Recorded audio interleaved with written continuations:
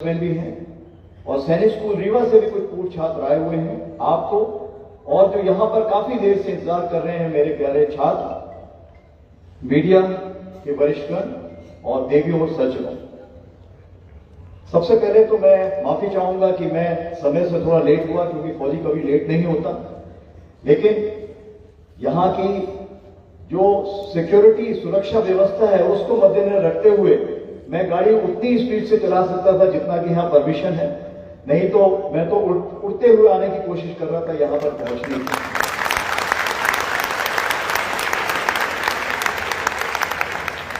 समय तो मुझे 15 मिनट दिया गया है, परंतु ऐसे सुनहरे अवसर कब मिलते हैं, तो मैं कोशिश करूंगा कि 15 के आसपास ही रखने की कोशिश करूं। तो सबसे पहले जब मैं स्कूल में जब पहुंचा तो मैंने जो यहाँ की तस्वीर देखी, ये तस्वीर बिल्कुल विभिन्न थी, और जिस तरह मैं छोड़ के गया था आज उससे दिन दुगना 4 चौगुनी प्रोग्रेस कर चुका है, प्रगति कर चुका है। और जैसा कि मुझे फीडबैक दिया गया और बताया गया स्कूल के बारे में, तो मेरा भी सीना काफी चौड़ा हो गया कि स्कूल ने इतना अच्छा काम किया है, इतनी प्रगति की है और जगह जगह पर अपना नाम रोशन किया है। लेकिन ये बात जरूर है कि अभी तक किसी को पता नहीं था कि मैं स्कूल का छात्र हूं, क्योंकि कभी मौका ही नहीं लगा, क्योंकि फौजी सरहदों पे जाता रहता है, मिलिट्री लोगों पे जाता रहता है। तो तकरीबन चीफ बनने के करीब 1.5 साल बाद में जब यहाँ आने का मेरा प्रोग्राम बना, कार्यक्रम बना, तब मैंने फिर ये सर्टिफिकेट भेजा और फिर पता लगा कि यहाँ पर कौन कौन हमारे साथी हैं। और मुझे बहुत फक्र होता है बताते हुए कि मैं सरस्वती शिशु मंदिर का बालक हूँ और यहाँ की परवरिश के कारण ही आज जो मैं हूँ, जो सेना का प्रमुख हूं, उसमें इस स्कूल का बहुत योगदान रहा है। इस विंध्य क्षेत्र की पावन धरती का सुपुत्र मैंने यहां से संस्कार, जीवन मूल्य, राष्ट्र के प्रति समर्पण की भावना यहीं से लेकर मैं आगे बढ़ा था। मेरा खुद का सफर एक रीवा के छोटे गांव मुल्ला से शुरू हुआ था, और यह सपना मेरे और मेरे परिवार के लिए बहुत ही महत्वपूर्ण रहा है, क्योंकि मैंने तो यहां पर पढ़ाई की है 4वीं क्लास में, वो तो है, लेकिन मेरे पिताश्री भी यहाँ पर सन 44 में यहाँ पर आए थे और सरवरिया बोर्डिंग में उन्होंने पढ़ाई शुरू की थी, और दिन में वो पढ़ाई करते थे और शाम को ट्यूशन करते थे। आपको पता है उस समय कितना मुश्किल होता था पढ़ाई करना, और उनके स्ट्रगल से ही हमने ये चीज सीखी है कि जिंदगी में कभी हार मत मानो, चलते जाओ, सफलता आपको अपने आप मिल जाएगी अगर आपको मेहनत और जुनून। मेरी सिस्टर भी यहीं की पढ़ी हुई है, मेरी बहन भी यहीं की पढ़ी हुई है, आज वो गायनेकोलॉजिस्ट हैं, जबलपुर में सेटल है। तो ये स्कूल हमारी जिंदगी का एक बहुत ही अहम मुद्दा रहा है। अभी हम आगे बात करें तो मैंने यहां से क्या सीखा, कुछ चीजें मैं बताना चाहूंगा जो मैंने स्कूल से सीखा या इस जगह से सीखा। सबसे पहले है लक्ष्य बनाना सीखा। जिंदगी में आपके पास हमेशा एक लक्ष्य होना चाहिए, और यहां पर यही सवाल होता था कि आप आगे बढ़कर क्या लक्ष्य रखना चाहते हो, क्या बनना चाहते हो, क्या कार्रवाई करना चाहते हो। और लक्ष्य हर फील्ड में होना चाहिए, प्रोफेशन के अलावा पर्सनल फील्ड में होना चाहिए, स्पिरिचुअल फील्ड में होना चाहिए, धार्मिक, आत्मिक, सब उसमें होना चाहिए। आपका लक्ष्य होना चाहिए। नेतृत्व एक अधिकार नहीं, एक जिम्मेदारी है। चाहे वो स्कूल मॉनिटर, वो एक अधिकार नहीं कि आप सिर्फ लोगों को डांटिए बैठने के लिए नहीं। अगर किसी की तबीयत भी खराब है, उसको लुकआफ्टर करना है, बाकी चीज भी करनी है, तो जिम्मेदारी संभालना जरूरी है। उसी प्रकार से सफलता एक पदक या पदवी नहीं होती है।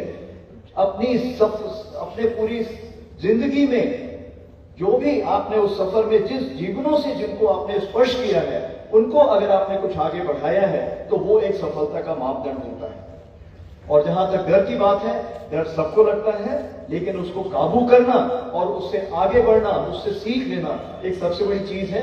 जब यहां पर हम फिजिकल कुछ एक्टिविटी करते थे, गिरते थे, खड़े होते थे और फिर भागते थे, तो वो भी एक उसी का यादगार थी।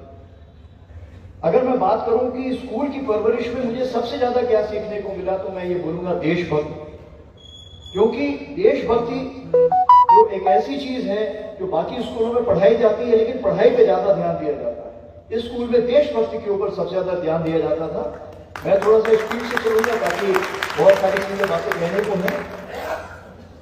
आपका जहां तक शक्तिशाली होना जरूरी है, तो इस स्कूल ने हमें फिजिकल के अलावा, शारीरिक के अलावा मानसिक शक्तिशालीपन लाने के लिए बहुत सारी ऐसी सहूलियतें दी, शिक्षा दी और बातचीत करने का मौका दिया ताकि हम आपस में मिलकर उसके बारे में एक दूसरे से इसके बारे में शक्ति ग्रहण कर सकें और देख सकें कि कैसे हमने आगे बढ़ना है। सबसे बड़ी चीज है जो हमने यहाँ शिक्षक से क्या किया। मैं फौजी बातें नहीं करूंगा यहाँ पे, क्योंकि यहाँ पर बालक बालिकाएं बैठी हुई हैं और मेरा मुख्य उद्देश्य उनसे बात करना। फौजी बातें तो बाद में होती रहेंगी, या मेरी यूट्यूब आप देखेंगे तो उसमें मिल जाएंगी हिंदी, और मेरे वक्तव्य काफी हैं तो उसमें बातचीत हो जाएगी। सबसे पहले कमिटमेंट, यानी एक प्रतिबद्धता जो है वो यहाँ पे मुझे जो एक टीचर से सीखने को मिली वो बहुत मायने रखती है। क्षमा, गलतियां हम बहुत करते थे, बहुत शैतानी करते थे, लेकिन जिस तरह से मुझे याद है कि पिटाई भी होती थी लेकिन क्षमा भी की जाती थी, और उसके बाद बोला जाता बेटे अगली बार मत कर। और जब आपको आत्मग्लानि होती थी तो अपने आप उसमें आप सुधार लाते थे। तो जो एक अंदरूनी जो एक सुधार लाना जरूरी था, मेरे ख्याल से यहाँ के शिक्षकों ने उसमें बहुत अहम रोल अदा किया है। हार ना मानना, लगे रहो मुन्ना भाई, कभी भी जब कोई कम मार्क्स आते थे तो कोई बात नहीं बेटा, अगली बार अच्छे आएंगे, लगे रहो। हमेशा एक आपको मार्गदर्शन प्राप्त होता था अपने शिक्षकों से, प्रेरित करना, सकारात्मक दृष्टिकोण, आशावादी निराशावादी, आपकी अपनी चॉइस है आप क्या करना चाहते हैं। जिंदगी में आपको हमेशा किसी भी कॉइन के दो पहलू होते हैं, किसी भी सिक्के के। तो हमेशा मुझे यही बताया गया कि आपने आशावादी रहना है, और आप देखेंगे कि अगर आप आशावादी रहेंगे तो आपको हमेशा पॉजिटिव स्टोकिंग मिलती जाएगी, और यही रहा मेरे साथ। निर्णय लेना, कभी भी आप जब एक ऐसे चौराहे पे होते हैं आपको पता नहीं किधर जाना है, तो या तो उस चौराहे पे खड़े हो सकते हैं और रास्ता अपना सकते हैं। ऑपरेशन सिंदूर में भी देखा, हम पिछली बार जैसे बहुत बार हो चुका है कि जब भी ऐसी कार्रवाई होती थी हम लोग कुछ निर्णय नहीं ले पाते थे, परंतु इस वर्ष निर्णय लिया गया और ऑपरेशन सिंदूर को कामयाब ऑपरेशन बना। जो गुरु शिष्य की गरिमा है वो मैंने यहीं से सीखा था, और वही गरिमा आज भी लागू होती है, और यही मैं फौज में भी लागू करना चाहता हूं कि जो गुरु है वो जिंदगी भर के लिए गुरु रहेगा, और जो शिष्य है वो जिंदगी भर के लिए शिष्य रहेगा, लेकिन वो शिष्य भी आगे बढ़कर अच्छा गुरु बनना चाहिए, ये बहुत जरूरी है। मैं कुछ बातें पेरेंट्स के लिए, एक अपने जो हमारे सज्जन हैं, जो हमारे अभिभावक होते हैं उनके लिए, क्योंकि ये जनरेशन जी जो है, जनरेशन जी आज की भारत में सबसे ज्यादा है, और इस जनरेशन जी को हमेशा हम बोलते हैं कंपल्सिव कॉन्ट्रेरियन, मीन्स हर चीज पे वो हमेशा विरोधाभास रखते हैं। तो ये मैं बताना चाहूंगा कि अपने पेरेंट्स की तरफ कभी भी विरोधाभास मत रखिए, क्योंकि वो आपको ईमानदारी सिखाते हैं, आपको कृतज्ञता सिखाते हैं, आपको आभार प्रकट सिखाना चाहते हैं। क्योंकि जब भी आप सवेरे उठते हैं, अगर आप भगवान को नमन करेंगे और बोलेंगे भगवान जो आज आपने दिया, आपने मेरे अच्छे पेरेंट्स इतने दिए, उसके लिए मैं आपका बहुत आभारी हूं, ये अगर आप बोलेंगे आपका दिन हमेशा अच्छा निकलेगा। निस्वार्थ प्रेम, जो माता का निस्वार्थ प्रेम होता है, आपको दुनिया में कहीं नहीं मिलेगा। तो उसको हमेशा जब घर जाइए उनको नमन कीजिए और हमेशा उसके लिए धन्यवाद बोलिए, और भगवान की आस्था हमेशा रखनी चाहिए। एक छोटी सी बात और बोलना चाहूंगा, हमारे ग्रैंड पेरेंट्स थोड़े से बूढ़े होते हैं, थोड़ी सी कमर टेढ़ी होती है, थोड़ा सा एक डंडा पकड़ा होता है, लेकिन जो वो सीख देते हैं वो सीख आपको दुनिया में कोई नहीं दे सकता। तो जब भी आप किन कर्तव्य विमूढ़ होते हैं, आपको पता नहीं क्या सही है क्या गलत है, जब डिसइल्यूशन होते हैं, आप उनके पास जाइए। जिंदगी का कोई भी आपके पास सवाल हो, उनका हर चीज का उनके पास सोल्यूशन होता है, जवाब होता है। तो आप अपना वक्त जरूर अपने ग्रैंड पेरेंट्स के साथ जरूर गुजारिए, और आप हमेशा पाएंगे कि वो आपको जिंदगी की हर मोड़ के बारे में, जो आपकी जिंदगी में जो चैलेंजेस आने वाले हैं उसके बारे में भी सचेत करेंगे। अब रही बात फ्रेंड्स की, जो दोस्त हैं, जैसे बताया हमारे सहपाठी जी यहाँ बैठे हुए हैं, दिनेश त्रिपाठी सीनियर भी मेरे सहपाठी हैं। हम हमेशा एक दूसरे से लगातार सीखते रहेंगे अगर आप एक दूसरे से जुड़े रहेंगे। तनाव में रहकर कार्य पूर्ण करना, ये भी आपको हमेशा आपके सहपाठी सिखाएंगे, और टीम वर्क जिसको बोलते हैं, सबको साथ लेकर चलना। तो संघर्ष और सफलता में साथ रहना आपकी टीम ने आपको सिखाती है। आपने देखा है भारतीय सेना कभी भी अकेले नहीं लड़ती, हमेशा साथ में लड़ती है, और कभी भी अपने सैनिक को किसी भी रणभूमि में छोड़कर नहीं आती, हमेशा साथ में लेकर आती है। जिंदा या किसी भी हालत में हो, हमेशा साथ में वापस आएगा, और यही भारतीय सेना की खूबी है जो बाकी देश की सेनाएं भी हमसे सीखना चाहती हैं। याद रखना, मां की दुआएं, दोस्तों की हौसला अफजाई, शिक्षक की सीख, आपकी सफलता की कुंजी है। अभी मैं कुछ आगे बढ़ते हुए सिर्फ ये बताना चाहूंगा कि ऑपरेशन सिंदूर जो हमने किया था, इसका उद्देश्य दुश्मन पर विजय प्राप्त करने के अलावा संप्रभुता, अखंडता और शांति की पुनर्स्थापना करना था। और पहली बार हुआ है कि तीनों सेनाओं के लिए एक नाम रखा गया था, ऑपरेशन सिंदूर। और ये हमारे प्राइम मिनिस्टर मोदी जी ने खुद मुझे ये बताया था कि ये नाम ऑपरेशन सिंदूर रखा जाए। और आज इस ऑपरेशन सिंदूर के नाम से सारा समाज एकजुट हो गया। क्यों? क्योंकि जब भी कोई मां, बहन या बेटी अपनी मांग पर सिंदूर लगाती है तो सरहद पर खड़े हुए सैनिक को याद करती है।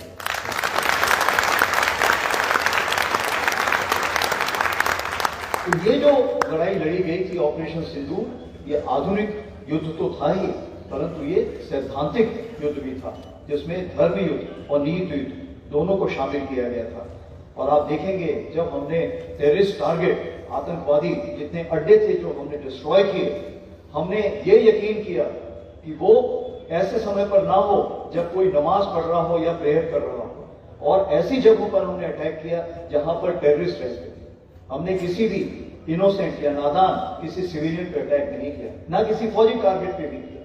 तो जो हमारा मुख्य मुद्दा था वो हमने ऑप सिंदूर में हासिल किया और पाकिस्तान को यह बताया कि हम आप जैसे नहीं हैं, हम हमेशा धर्म युद्ध के फॉलोवर हैं और हम धर्म युद्ध के बारे में ही सोच विचार करते हैं और आगे आने वाले दिनों में भी यही कार्रवाई करते रहेंगे।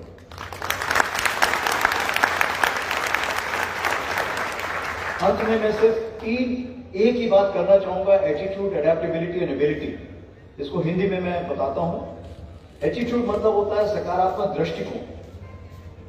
तो उसके पहले मैं आपको एबिलिटी बताऊं, जिसको हम बोलते हैं क्षमता या सामर्थ्य।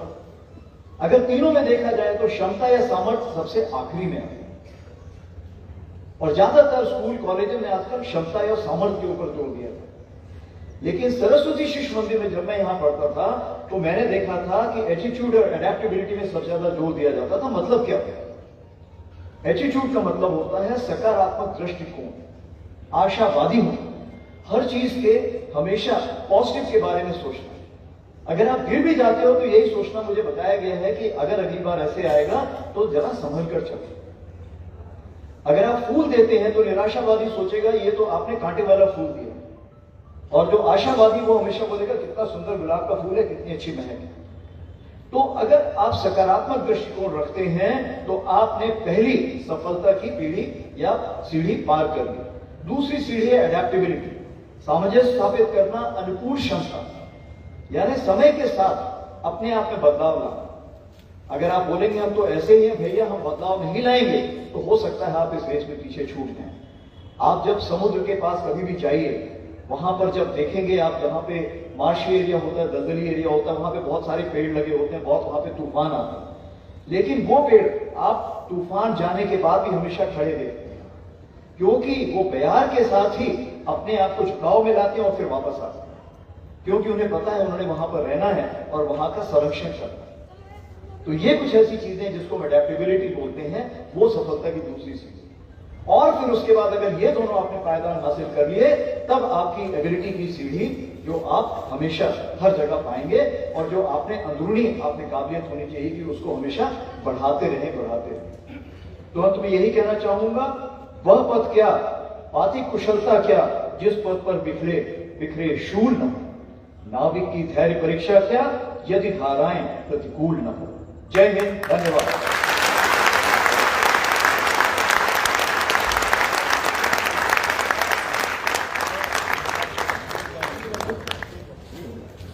बहुत बहुत धन्यवाद।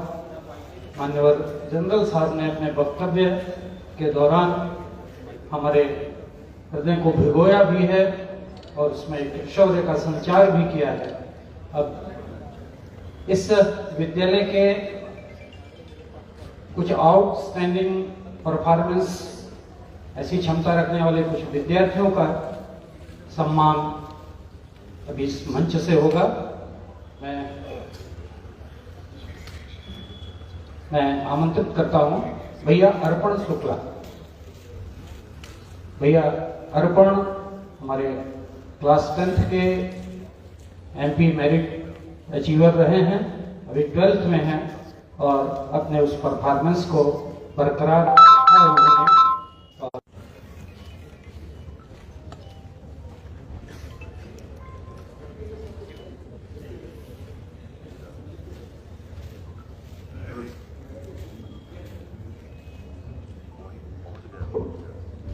सेना अध्यक्ष की तरफ से एक ध्वनि बालक एक और शेड्यूल का पीछे, क्योंकि इनको याद दिलाता रहेगा कि भारतीय सेना का किस प्रकार से ऑब्जर्वेशन दुश्मन के क्षेत्र में है। भैया शिवेंद्र तिवारी विज्ञान की गतिविधियों में पिछले 3-4 वर्षों से लगातार अखिल भारतीय विजेता रहे, ऐसे मेधावी छात्र भैया शिवेंद्र। क्रीड़ा के क्षेत्र में अद्वितीय क्षमता का प्रदर्शन करने वाली बहन कुमारी साक्षी सोनी,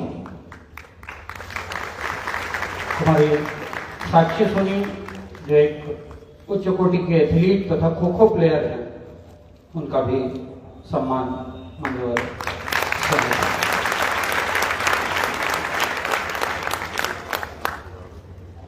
बहुत बहुत धन्यवाद। मैं पुनः निवेदन करूंगा किस स्थान ग्रहण करने की।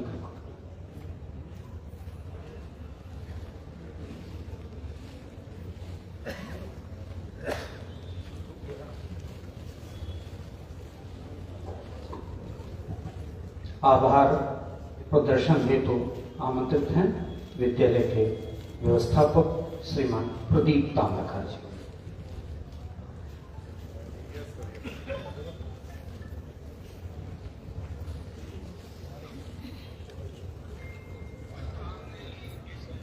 अभी विद्या भारती परिवार की तरफ से एक कॉफी बुक माने टेबल बुक प्रदान की जानी है। माननीय क्षेत्र मंत्री विवेक शिंदे जी से अनुरोध करूंगा कि क्षेत्रीय अध्यक्ष